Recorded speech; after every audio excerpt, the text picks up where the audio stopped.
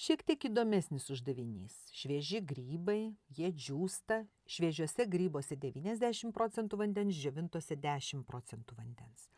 Aš visiems rekomenduoju ir pati visada mokinius mokau labai paprastai spręsti tokius uždavinius. Įsivaizduok, kas vyksta. Tu turi šviežius grybus, kažkiek tai jų turi. Jie džiūna, kas atsitinka, kai grybai džiūna? Išgaruoja vanduo. Prarandam vandenį ir gaunam džiovintus grybus. Va toks paprastas metodas.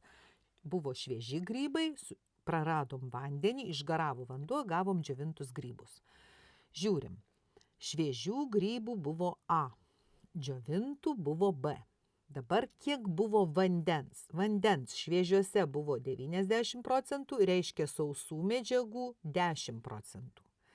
Išgaravo vandens, tai vanduo išgaruoja, tai vandenį 100% vandens ir nėra visai sausų medžiagų. Liko mums džiovintose grybose yra 10% vandens, na, o sausų medžiagų reiškia 90% yra. Na ir dabar skaičiuokime sausasias medžiagas. Kiek sausų medžiagų yra šviežiuose grybuose? 10%. Reiškia, čia sausų medžiagų yra 0,1 A. Atimam. Dabar čia vandenį sausų medžiagų nėra, tai 0 mes atimam, nieko netimam. Lygu. Dabar čia sausų medžiagų kiek yra? 90%, tai reiškia 0,9 B. Štai. Ir ką aš gavau? 0,1 A lygu 0,9 B, dauginu abi lygties pusės iš 10 ir gausiu A lygu 9 B. Štai ir čia bus teisingas atsakymas. Aišku, aš nebūtinai galėjau skaičiuoti būtinai sausas medžiagas, aš galėjau skaičiuoti vandenį lygiai taip pat sėkmingai.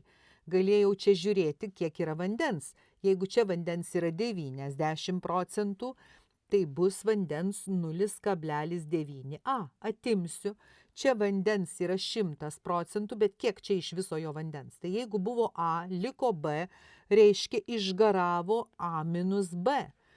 Tai čia bus A minus B padauginta iš 100% yra vienetas, lygu ir liktų mums B kart 0,1. Suprastinę šitą reiškinį mes gautumėm lygiai tą patį A lygu 9 B. Bet aišku, tuo pirmuoju būdu šitaip įspręsti žymiai lengviau. Ir apskritai, su tokiom dėžutėm pasidarius tokį maketą, tokius uždavinius, kur kas nors džiūsta, arba lydiniai kažkokį metalų, dar kažkas panašaus, juos spręsti yra labai labai paprasta. Taigi mes įsprendėme ir šį uždavinuką.